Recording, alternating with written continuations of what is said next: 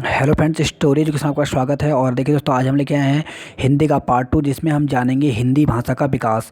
तो देखिए दोस्तों, ये हमारे हैंड रिटन नोट्स हैं और इसमें हम आपको ट्रिक के माध्यम से भी आपको बताएंगे जो आपको पढ़ने में काफ़ी आसानी होगा। तो चलिए शुरू करते हैं। आज हम सेकंड पॉइंट, हिंदी भाषा का विकास। तो देखिए दोस्तों, हिंदी भाषा के विकास काफ़ी इम्पोर्टेंट टॉपिक है और यहाँ से सबसे ज़्यादा क्वेश्चन बनते हैं और हर एग्जाम में यहाँ से एक क्वेश्चन आपको ज़रूर देखने को मिलेगा। तो चलिए शुरू करते हैं। तो देखिए दोस्तों, सबसे पहले आपको बता दें कि जो हिंदी है, हिंदी विश्व की लगभग 3000 भाषाओं में से एक है और आकृति या रूप के आधार पर हिंदी वियोगात्मक या विश्लिष्ट परिवार की भाषा है। तो ये एग्जाम में पूछा जा सकता है कि आकृति या रूप के आधार पर हिंदी किस प्रकार की भाषा है, तो वह है वियोगात्मक या विश्लिष्ट परिवार की भाषा है। और इसके अलावा अगर हम बात करें भाषा परिवार के आधार पर, तो भाषा परिवार के आधार पर जो हिंदी है ये भारूपीय यानी इंडो यूरोपियन परिवार की भाषा है। तो इस प्रकार से यहाँ से जो है वो एग्जाम में पूछा जाता है कि हिंदी किस भाषा परिवार की है। तो अगर भाषा परिवार पूछे तो ये किसकी है, भारूपीय यानी इंडो यूरोपियन परिवार की भाषा है। अब देखिए दोस्तों, जो भारत में चार भाषा परिवार हैं, जिसमें अगर हम बात करें तो पहला है भारूपीय, दूसरा है द्रविड़, तीसरा है ऑस्ट्रिच और चौथा है यहाँ पर चीनी तिब्बती। तो देखिए, हमने आपको बताया कि जो हिंदी है वो भारूपीय परिवार की है, इसी के अंतर्गत हिंदी आती है। और सबसे ज़्यादा जो भारूपीय परिवार की भाषा जो है वो बोली जाती है और ये लगभग 73% जो है वो भारत में भारूपीय प्रकार की भाषा बोली जाती है। दूसरा आता है यहाँ पे द्रविड़ और ये भारत में जो है 25% बोली जाती है। इसके अलावा थर्ड नंबर पे आता है ऑस्ट्रिक और ये 1.5% बोली जाती है। और इसके बाद आता है चीनी तिब्बती जो कि 0.7% बोली जाती है। तो इस प्रकार से अगर हम बात करें, जो हिंदी है, हिंदी भारूपीय परिवार के अंतर्गत ही आती है। अब देखिए दोस्तों, जो हिंदी भाषा है, हिंदी भाषा को 3 कालों में विभाजित किया गया है। पहला है प्राचीन काल, दूसरा है मध्यकाल और तीसरा है आधुनिक काल। देखिए, जो प्राचीन काल का समय है वो 1100 से 1400 ईस्वी के बीच है। मध्यकाल का जो समय है वो 1400 से 1850 के बीच है और जो आधुनिक काल का समय है वो 1850 से, और जो अब तक का समय चल रहा है इसे हम आधुनिक समय कहते हैं। तो देखिए, एग्जाम में ये पूछा जाता है कि प्राचीन काल का समय कब से कब तक रहा, तो ये आपको डेट भी याद रखनी पड़ेगी कि 1100 से 1400 के बीच जो रहा है उसको प्राचीन काल, और मध्यकाल जो है वो 1400 से 1850 और 1850 से अब तक जो है वो आधुनिक काल है। अब चलिए हम जानेंगे यहाँ पे प्राचीन काल के बारे में। तो प्राचीन काल जो है, प्राचीन काल का जो समय रहा है वो 1100 से 1400 ईस्वी के बीच रहा और इसमें जो प्रमुख रचनाकार हुए हैं वो हैं अमीर खुसरो। और देखिए दोस्तों, जो अमीर खुसरो हैं इन्होंने ही हिंदी भाषा का प्रयोग करा था, तो ऐसा कहा जाता है। और इन्हीं के समय मुकरियाँ प्रसिद्ध थी। अब देखिए दोस्तों, मुकरियाँ क्या होता था? मुकरियाँ एक प्रकार का पहेली होती थी जिसके अंत में ही आंसर छुपा होता था। यानी जैसे कोई, अगर आपने देखा होगा कोई पहेली है और उसके लास्ट में ही क्या होता है कि जो उत्तर है उसके लास्ट में ही छुपा होता था, तो उसको ढूंढने की कोशिश की जाती थी, तो उन्हें मुकरियाँ कहा जाता था।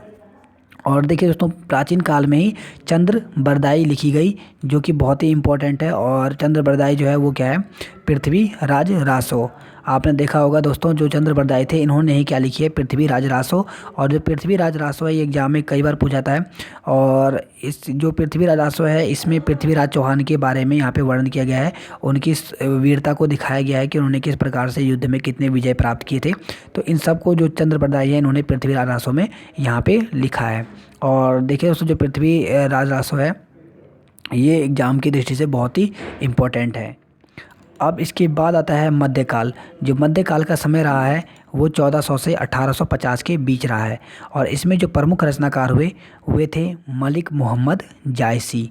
और देखिए दोस्तों, जो मलिक मोहम्मद जायसी हैं इनकी बहुत सारी रचनाएं हैं जो एग्ज़ाम की दृष्टि से काफ़ी इंपॉर्टेंट हैं। पहला है पद्मावत। और देखिए, पद्मावत है जो आपने देखा होगा हाल ही में जो मूवी आई थी पद्मावती, वो इसी से लिया गया है। दूसरी इनकी है अखरावट। इसके अलावा है आखिरी कलाम। तो ये तीनों इतने इंपॉर्टेंट हैं कि हर एग्जाम में आते ही आते हैं, तो ये बहुत इंपॉर्टेंट है, आपको किसी न किसी एग्जाम में देखने को मिलेंगे। तो जो मलिक मोहम्मद जायसी है इनकी पद्मावत, अखरावट और आखिरी कलाम जो है ये आप याद कर लीजिए क्योंकि ये एग्जाम में पूछे जाते हैं। इसके अलावा इसी समय मध्यकाल के जो कवि हुए वो है कबीर दास। और कबीर दास को जो कहा जाता है वो, इनको जो कबीर दास है इनको हजारी प्रसाद द्विवेदी ने वाणी का डिक्टेटर कहा। तो ये एग्जाम में पूछा भी गया था कि कबीर दास को वाणी का डिक्टेटर किसने कहा? तो ये कहा था हजारी प्रसाद द्विवेदी ने। और इसी समय मध्यकाल के कवि हुए तुलसीदास, जिन्होंने रामचरितमानस लिखी। और देखिए दोस्तों, जो रामचरितमानस है इसके बारे में कई बार पूछा जाता है, ये किसने लिखी है? तो ये तुलसीदास ने लिखी है। और इसका आपको बता दें कि जो इसकी ये किस भाषा में लिखी गई है? तो ये बेसवाड़ी अवधि में लिखी गई है। ये पूछा जाता है एग्जाम में, किस में लिखी गई है? तो बेसवाड़ी अवधि में। इसके अलावा देखिए, इसी समय मध्यकाल में हुए सूरदास, और सूरदास जो है इनको अष्टछाप का जहाज कहा जाता है। तो ये एग्जाम में पूछा था कि अष्टछाप का जहाज किसे कहा जाता है? तो सूरदास को। अब इसके बाद बात करते हैं हम आधुनिक काल की। तो आधुनिक काल का जो समय रहा, ये 1850 से अब तक का जो समय कहलाता है, ये आधुनिक काल कहलाता है। और इसे ही भारतेंदु युग भी कहते हैं। तो एग्जाम में पूछा जाता है कि भारतेंदु युग किसे कहते हैं? तो आधुनिक काल को। यानी 1850 से लेकर अब तक जितनी भी रचनाएं हुई, जितने भी कवि आए, इसको हम क्या कहते हैं? आधुनिक काल कहते हैं। अब देखिए दोस्तों, जो हिंदी है, हिंदी का विकास कैसे हुआ? तो सबसे पहले हिंदी का जो विकास हुआ वो संस्कृत से पाली आया, पाली से प्राकृत, प्राकृत से अपभ्रंश, और अपभ्रंश से अवट, और उसके बाद हिंदी आया। तो कहीं ना कहीं हम कह सकते हैं कि जो हिंदी है, हिंदी की जो जननी है वो कौन है? तो हिंदी की जो जननी है वो संस्कृत ही है। आप देख सकते हैं यहाँ पे। तो यहाँ पे हम बात करें हिंदी भाषा के इतिहास का जो आरंभ हुआ है वो अपभ्रंश से माना जाता है। तो देखिए, क्योंकि आप देख सकते हैं यहाँ पे अवटा को कभी कभी यहाँ पे छोड़ दिया जाता है। तो हिंदी का किससे, इसके पहले, हिंदी के पहले कौन सा रहा है? तो अपभ्रंश। तो इसलिए कहा जाता है कि हिंदी भाषा का इतिहास का जो आरंभ होता है वो अपभ्रंश से माना जाता है। और अपभ्रंश का विकास जो है वो 500 ईसा से 1000 ईसा के बीच हुआ। और इसमें जो है, इसमें साहित्य का आरंभ 8वीं सदी से 13वीं सदी के बीच तक माना जाता है, और इस समय तक ये रहा। इसी में देखिए दोस्तों, जो स्वयंभू थे, वो स्वयंभू जो कवि थे, ये अपभ्रंश के वाल्मीकि कहे जाते हैं। तो ये सभी के सभी जितने पॉइंट हैं, ये एग्जाम की दृष्टि से बहुत ही इंपॉर्टेंट है। आपको बता दें कि जो स्वयंभू हैं, स्वयंभू कवि को अपभ्रंश का वाल्मीकि कहा जाता है। अब देखिए यहाँ से इम्पोर्टेंट पॉइंट क्या क्या है, महत्वपूर्ण तथ्य देख लेते हैं। तो देखिए, जो हिंदी है विश्व में चीनी व अंग्रेजी के बाद तीसरे नंबर की सबसे बड़ी भाषा है। अब सबसे पहले आपको बता दें कि जो सबसे ज़्यादा जो बोली जाती है पूरे विश्व में, वो बोले जाते हैं चीनी। और चीनी में भी कौन सी? तो मदारिन। जो मदारिन भाषा है वो पूरे विश्व में सबसे ज़्यादा बोली जाती है। उसके बाद आपको बता दें कि फिर अंग्रेजी है, उसके बाद तीसरे नंबर पे कौन सी है? हिंदी। जो तो तीसरे नंबर पे पूरे विश्व में जो तीसरे नंबर पे बोली जाती है वो है हिंदी। और पहले का नाम आप जरूर याद रखिए कि फर्स्ट नंबर पे कौन सी बोली जाती है?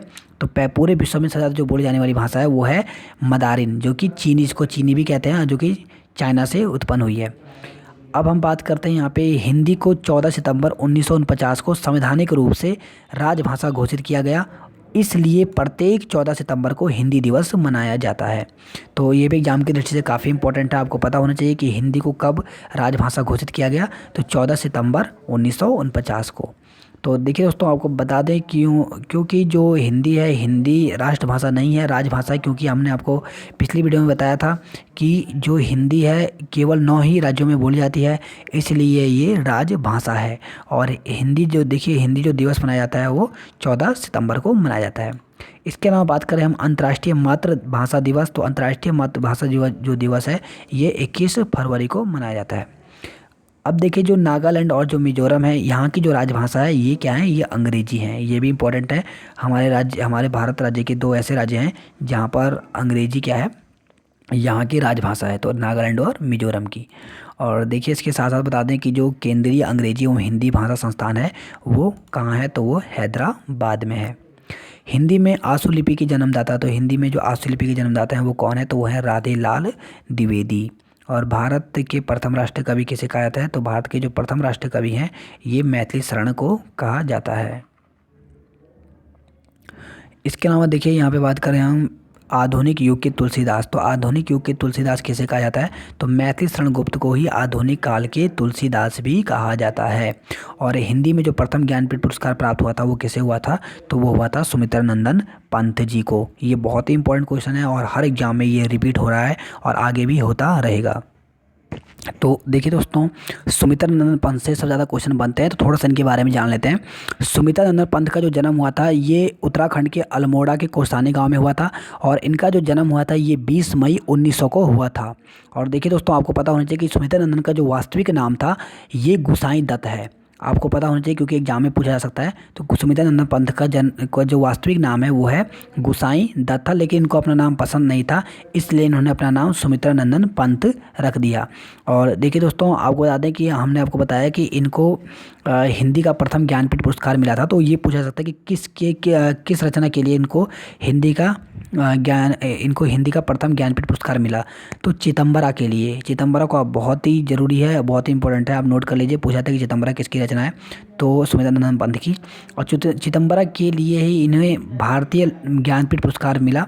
इसके अलावा इनको लोकायतन के लिए सोवियत नेहरू शांति पुरस्कार भी दिया गया है, और साथ ही इनको पद्म भूषण से भी सम्मानित किया गया है।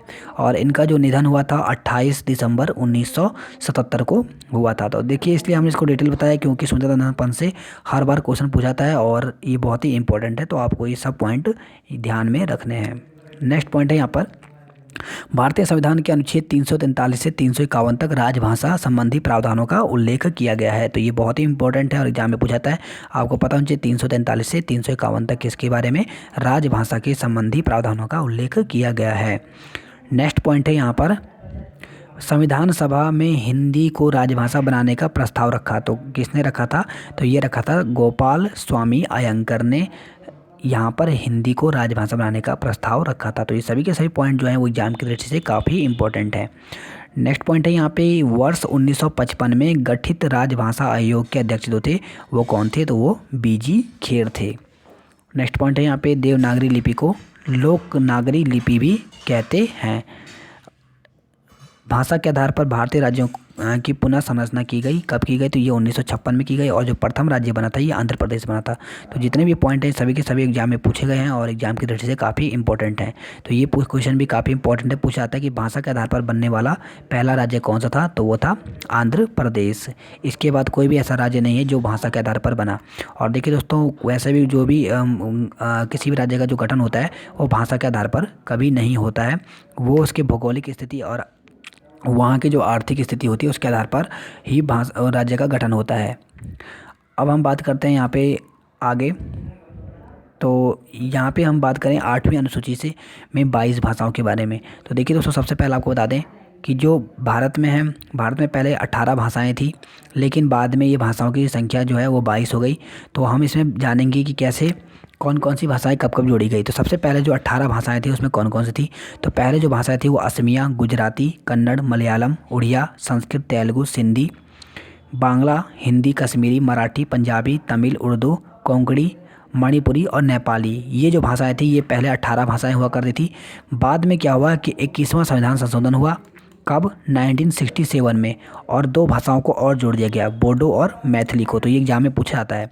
फिर उसके बाद क्या हुआ कि 71वां संविधान संशोधन 1992 में हुआ, जिसमें डोगरी और संथाली को जोड़ा गया। इस प्रकार से जो टोटल जो यहाँ पे भाषाएं हो गई वो 22 भाषाएं हो गई।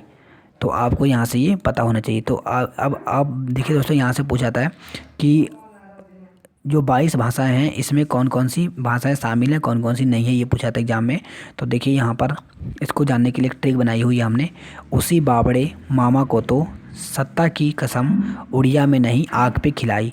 तो देखिए दोस्तों, यही आपको ट्रिक याद रखना है और इससे आपके सभी के सभी जो 22 की 22 भाषाएं हैं आप इसको आसानी से याद कर सकते हैं। तो उसी बावड़े मामा को तो सत्ता की कसम उड़िया में नहीं आग पे खिलाई, 2-3 बार अगर आप इसको रिपीट करते हैं तो आपको ये याद हो जाएगा। तो ऊ से हो गया उर्दू, सी से हो गया सिंधी, बा से हो गया बांग्ला, बा से हो गया बोडो, रे से हो गया डोगरी, माँ से हो गया मणिपुरी, दूसरे माँ से हो गया मैथिली, को से कोंकणी, तो से हो गया यहाँ पे तेलुगु, संग से हो गया संस्कृत, ता से हो गया तमिल, की से हो गया कश्मीरी, क से हो गया कन्नड़, सौ से संथाली, मौ से मराठी, उ से उड़िया, यहाँ पे उड़िया से उड़िया हो गया, मे से हो गया मलयालम, नौ से हो गया नेपाली, ही से हिंदी, आ से असमिया, ग से गुजराती, पे से पंजाबी। तो इस प्रकार से आप 22 की 22 भाषाओं को इस छोटे से ट्रिक से को याद कर सकते हैं, क्योंकि देखिए एग्जाम में पूछा जाता है और कि कौन कौन सी जो 22 भाषाएं हैं वो इसमें शामिल हैं, कौन सी नहीं है। तो इसके लिए आपको ये ट्रिक याद रखनी है। तो अगर आप 2 से 3 बार इस ट्रिक को ये रिपीट करते हैं तो आपको ये याद हो जाएगा और आपको जब ऑप्शन में दिखाई देंगे तो आप आराम से आसानी से उसका सही आंसर लगा सकते हैं। तो चलिए अब हम यहाँ से प्रैक्टिस सेट करते हैं, देखते हैं हमने क्या क्या जाना है यहाँ पे। तो कुछ क्वेश्चन है, देखिए यहाँ से बहुत सारे क्वेश्चन बनते हैं, लेकिन हमने कुछ यहाँ पे क्वेश्चन लिया है। तो पहला क्वेश्चन यहाँ पे भाषाई आधार पर सर्वप्रथम किस राज्य का गठन हुआ। तो भाषाई आधार पर यहाँ पे देखें पंजाब, जम्मू कश्मीर, राजस्थान या आंध्र प्रदेश। तो हमने पढ़ा यहाँ पे कि भाषाई आधार पर जो सर्वप्रथम जिस राज्य का गठन हुआ था वो था आंध्र प्रदेश, और ये कब हुआ था 1956 में। तो यहाँ पे डी ऑप्शन सही दिया गया है। नेक्स्ट क्वेश्चन यहाँ पे किस तिथि को हिंदी को राजभाषा बनाने का निर्णय लिया गया। तो ये लिया गया था 14 सितंबर 1949 को, और इसीलिए आपने देखा होगा कि 14 सितंबर को ही हिंदी दिवस मनाया जाता है। नेक्स्ट यहाँ पे भारतीय संविधान की 8वीं सूची में कितनी भाषाओं को शामिल किया गया है। तो 14, 15, 18 और 22। तो देखिए दोस्तों 8वीं अनुसूची जो है इसमें टोटल 22 भाषाओं को शामिल किया गया है। तो यहाँ पे डी ऑप्शन सही है। और नेक्स्ट क्वेश्चन यहाँ पे भारतीय संविधान के किन अनुच्छेदों में राजभाषा संबंधी प्रावधानों का उल्लेख है।